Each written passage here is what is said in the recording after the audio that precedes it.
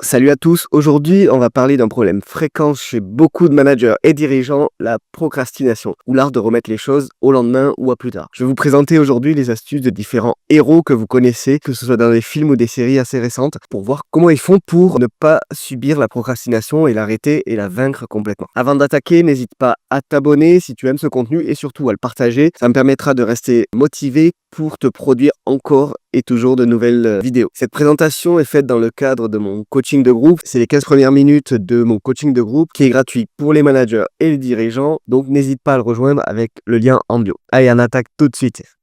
Comme je le disais, pas besoin d'être un super-héros pour vaincre la procrastination. Il suffit de mettre en place des techniques simples qu'on va voir tout de suite. Je te présente donc 11 astuces que certains héros appliquent au quotidien pour vaincre la procrastination. La première chose à faire, c'est de définir la procrastination. C'est le fait de remettre volontairement à plus tard une action importante, même si cela te causera du stress ou un préjudice. Ce n'est pas de la paresse, tu veux agir, mais tu passes pas à l'action. Tu es bloqué mentalement pour le faire. Donc on voit déjà pourquoi on devrait vaincre absolument cette procrastination, mais je te donne d'autres raisons, c'est que notamment elle vole ton temps, elle vole ton énergie mentale et même ta confiance en toi. C'est un problème assez cyclique où on va être démotivé, puis ne pas agir et donc procrastiner et donc encore être plus démotivé, etc. C'est un cercle assez vicieux. Et donc en résultat, tu avances moins vite, tu rates des opportunités et tu témoignes moins de respect à toi-même. Donc aujourd'hui, le premier héros dont on va parler, c'est Thomas Shelby, des Peaky Blinders. Si vous ne le connaissez pas, c'est un chef de gang dans les années 20 en Angleterre qui a un passé militaire et un besoin de tout contrôler. C'est un homme qui ne laisse rien au hasard, il agit toujours selon un plan rigide, ce qui lui permet d'éliminer l'hésitation et donc la procrastination. Donc il établit toujours un plan précis avant d'agir, il ne perd jamais de temps à douter une fois que la direction est définie et il va exécuter froidement sans tergiverser pendant des heures. Donc comment toi tu peux mettre en place ce genre de technique pour vaincre la procrastination?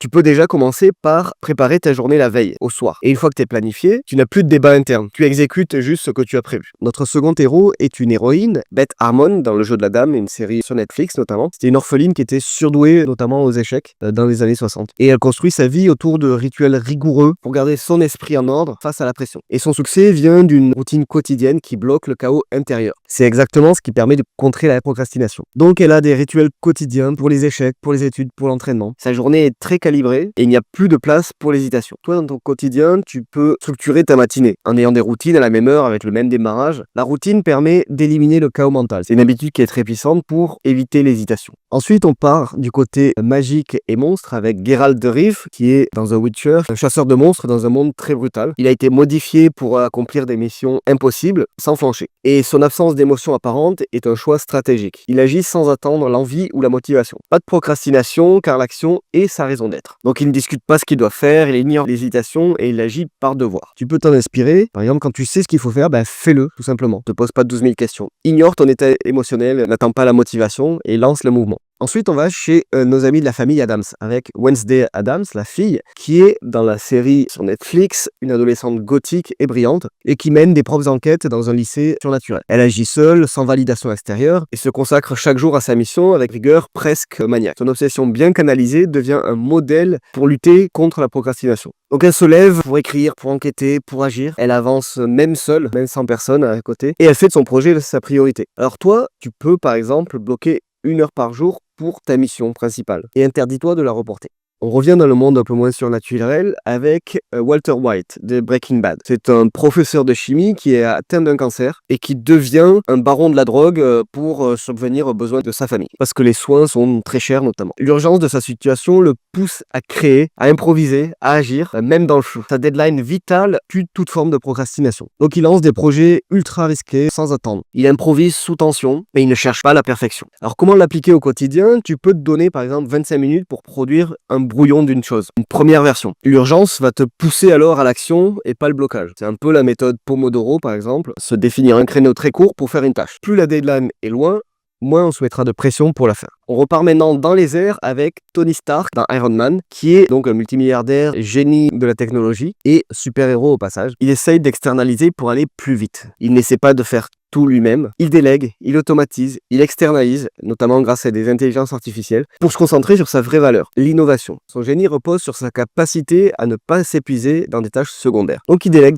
tout sauf la stratégie. Il va utiliser beaucoup d'intelligence artificielle et des systèmes comme Jarvis, et il ne fait que ce qu'il maîtrise. Pour toi, tu peux donc automatiser ou déléguer ce qui te ralentit au quotidien, afin de garder ta puissance de concentration pour le haut niveau, plutôt que d'être dans l'opérationnel, être dans les réflexions stratégiques. C'est très important de sortir de l'opérationnel le plus possible pour un manager ou un dirigeant. Un autre point important, c'est de se lancer sans être prêt. Un peu comme le fait Ethan Hunt de Mission Impossible. C'est un agent secret spécial qui accepte des missions où, comme son nom l'indique, sont impossibles. L'échec est quasiment garanti. Il n'attend jamais d'être prêt, il saute, il calcule un vol, il ajuste. Ce comportement fait de lui un maître de l'action immédiate, où la vitesse d'exécution empêche toute forme de paralysie mentale. Donc il va accepter chaque mission sans avoir tous les éléments. Il va improviser, réajuster en chemin. Il avancera ou agira d'abord et ensuite réfléchira. Pour toi, c'est pareil. Tu peux fixer une date de démarrage pour un projet ou un objectif. Il n'y a pas besoin d'attendre la perfection. C'est comme quand tu conduis une voiture, que tu dois aller au supermarché. Tu n'attends pas que tous les feux soient verts dans la ville pour y aller. Tu démarres et puis tu verras, il y a des feux qui arrivent, il y a des stops, il y a des mamies qui traversent. Tu lances et tu t'adaptes. Ça rejoint aussi l'idée de faire avec ce qu'on a, notamment montré par Katniss Everdeen, qui est l'héroïne dans Hunger Games, propulsée dans une arène de mort où elle doit survivre face à 23 autres adolescents. Et plutôt que de se plaindre, elle observe, elle analyse, elle agit en tirant parti de son environnement. Elle nous rappelle qu'agir malgré l'imperfection est la seule vraie solution contre la procrastination.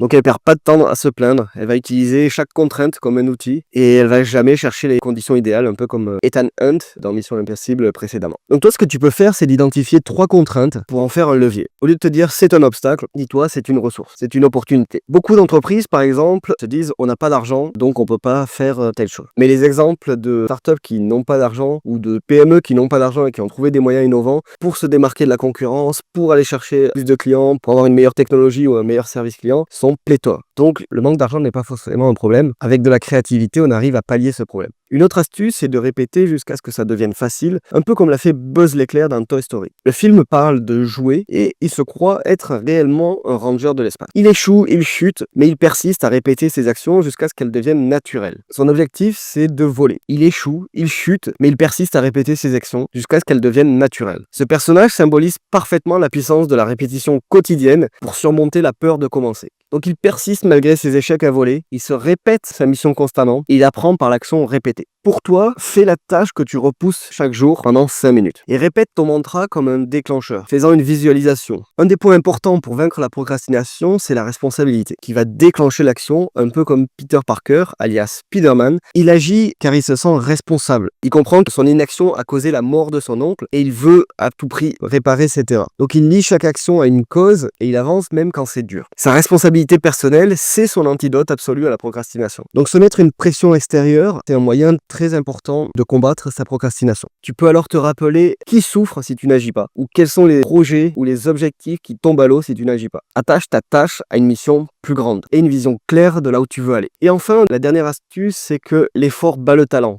Un peu comme Rocky Balboa dans le film Rocky. Rocky est un boxeur qui n'a pas de talent particulier, mais il est doté d'une endurance mentale hors du commun. Il va se lever le matin à l'aube chaque jour, il va perdre souvent, mais il va revenir, il va jamais renoncer. C'est jamais le plus doué, mais c'est toujours le plus persistant, le plus résistant. Sa victoire vient de l'effort répété et non de la performance ponctuelle. C'est le modèle ultime contre la procrastination, c'est créer une habitude forte qui dépasse le besoin de motivation. Tu peux t'en inspirer en t'engageant sur une action fixe quotidienne que tu veux mettre en place. Ça peut être aller courir, ça peut être arrêter de fumer, ça peut être ce que tu veux. Tu vas noter chaque itération et laisser les résultats venir et prendre en compte les améliorations à faire. Voilà, j'espère que ça t'a plu. Comme tu peux le voir, les héros précédents ne sont pas des machines. Ils ont juste appris à ne pas laisser la peur ou le doute prendre le dessus. Donc toi, de ton côté, tu peux choisir une stratégie aujourd'hui et t'engager à la suivre pendant 7 jours consécutifs pour voir déjà les premiers résultats. Et ensuite, tu peux en appliquer une deuxième, etc. Et si tu as aimé ce contenu, n'hésite pas à t'abonner et pense à le partager à ceux qui en auront besoin. Allez, ciao!